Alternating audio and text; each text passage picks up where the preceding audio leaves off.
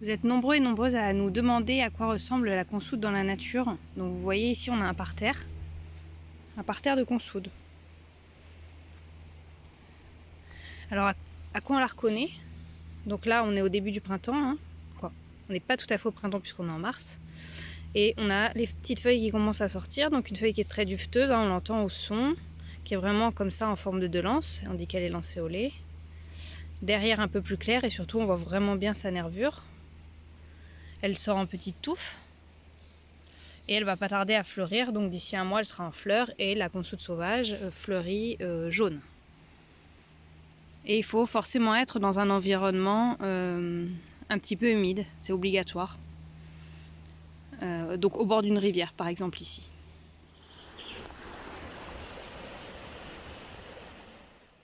Bonjour à toutes et tous et bienvenue sur notre chaîne YouTube Les Ateliers Agroécologiques de Marie et Claire. Donc moi c'est Claire et aujourd'hui je vais vous parler de la plante la plus utilisée en phytothérapie agricole, c'est la consoude. La consoude c'est une de mes plantes préférées et je vais vous expliquer pourquoi. Alors d'abord, comment est-ce qu'on trouve la consoude? La consoude elle peut se trouver soit à l'état sauvage, même ici sur la Côte d'Azur, mais il faut repérer le terrain. Il faut forcément que ce soit un terrain en bord de rivière. C'est-à-dire que ce lieu va être très humide, il va être riche en matière organique archaïque, c'est-à-dire en matière organique qui est là depuis très longtemps, qui est très carbonée et qui tient le sol. Si vous voulez la chercher et voir à quoi elle ressemble, c'est absolument pas la peine d'y aller, on va dire, entre juillet et décembre, parce que vous la trouverez pas, elle aura disparu. En fait, chez nous, la consoude, elle se ramasse uniquement en sauvage à une période de l'année. On est de mi-février à mi-mars. Vous allez avoir uniquement ce laps de temps-là pour la trouver et la ramasser. À quoi elle ressemble? C'est une petite plante basse avec des feuilles lancées au lait.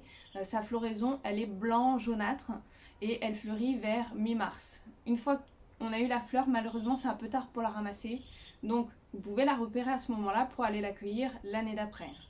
Vous pouvez également la cultiver chez vous en l'achetant chez des pépiniéristes locaux qui vont vous fournir des plants de qualité. Et à ce moment-là, vous ne trouverez pas la consoude sauvage, vous trouverez la consoude cultivée.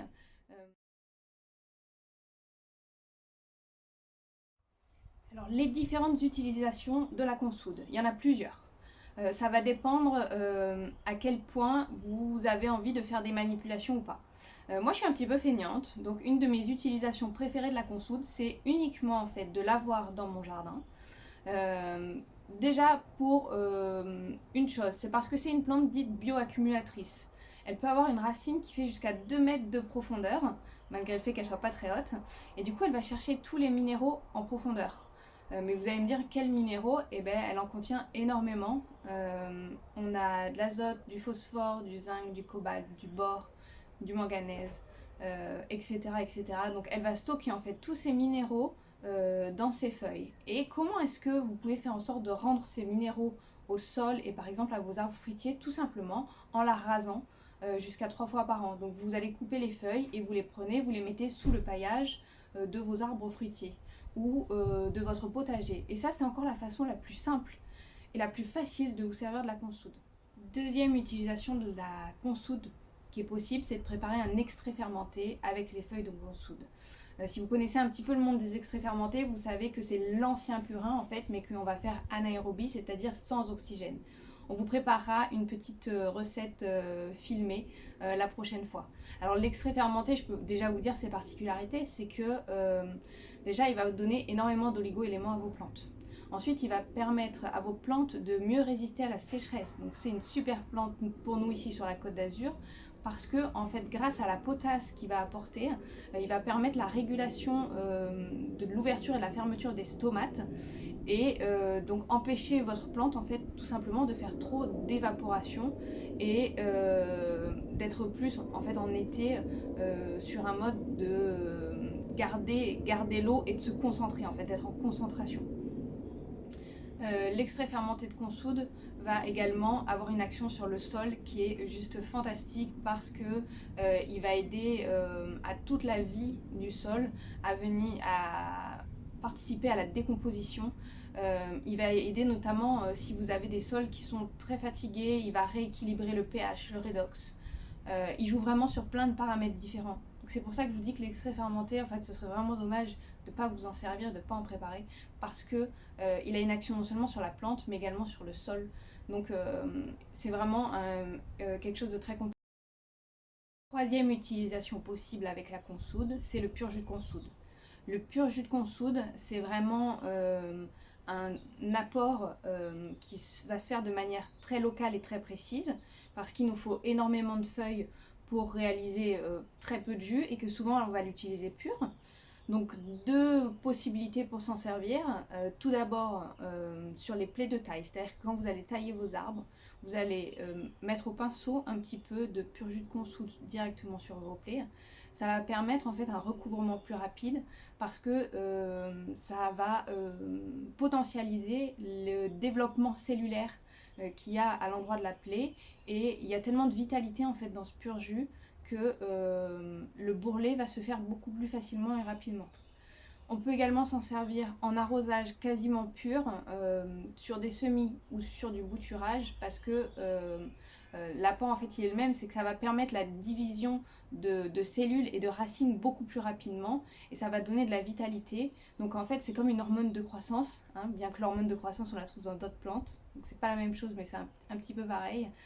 Ça va nous permettre en fait de faire pousser nos plantes plus rapidement et leur permettre de mieux se rétablir après un choc. Par exemple, vous avez un arbre que vous adorez, que vous êtes obligé de transplanter à une mauvaise période, le fait de vaporiser du pur jus de consoude sur les racines, et ben, ça va aider grandement la transplantation. C'est vraiment une plante qui est super riche. Il faut l'avoir dans votre jardin. Même si vous habitez sur la Côte d'Azur, c'est possible de la cultiver ou de la ramasser en sauvage, comme je vous ai dit tout à l'heure. Et puis, je vais vous montrer tout de suite comment on prépare le pur jus de consoude. Allez, c'est parti. Et voilà, la récolte de consoude a été bonne. Donc là, j'ai ramassé 1 kilo. Et vous allez me dire, mais qu'est-ce que j'en fais? Eh ben, je suis en train de préparer ce qu'on appelle le pur jus de consoude. Donc je vais le passer à l'extracteur pour obtenir, vous voyez, un jus un petit peu épais. Et on voit bien là, de l'autre côté, il y a toutes les feuilles qui ressortent. Il ne reste plus rien à l'intérieur. Regardez-moi ce concentré de bonheur. Et voilà, une fois que j'ai passé à l'extracteur tout mon kilo de consoude et que j'ai obtenu le jus, ben en fait je vais l'embouteiller très rapidement dans des flacons en verre teinté, c'est important. Et surtout je vais remplir à ras-bord pour qu'il n'y ait pas d'air qui puisse rentrer dans le flacon et que du coup le mélange ne s'oxyde pas plus que ce qui s'est déjà oxydé à l'extraction. Et là, ce sont les fibres donc, qui restent de l'autre côté. Bien sûr, vous ne les jetez pas n'importe où. Vous allez pouvoir en faire profiter vos végétaux parce que la consoude a de multiples vertus, comme nous l'avons vu. Donc, vous allez en déposer au pied d'arbres qui ont besoin de potasse, par exemple, sous le paillage. J'espère que cette vidéo sur la consoude vous a plu. N'hésitez pas à mettre des commentaires si vous avez d'autres questions. Et puis, à bientôt sur notre chaîne, les ateliers agroécologiques de Marie et Claire. Bye bye.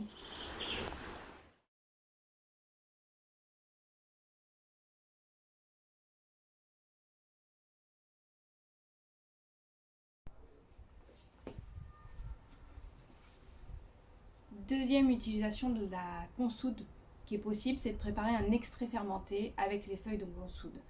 Si vous connaissez un petit peu le monde des extraits fermentés, vous savez que c'est l'ancien purin en fait, mais qu'on va faire anaérobie, c'est-à-dire sans oxygène. On vous préparera une petite recette filmée la prochaine fois.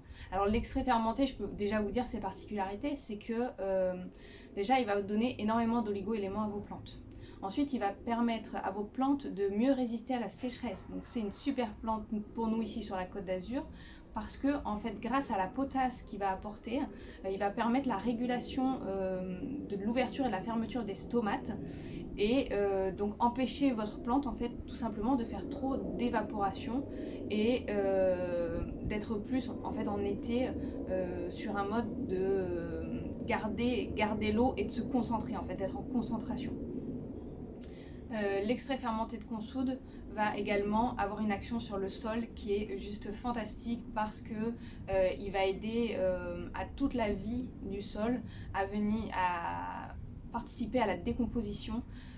Il va aider notamment si vous avez des sols qui sont très fatigués, il va rééquilibrer le pH, le redox.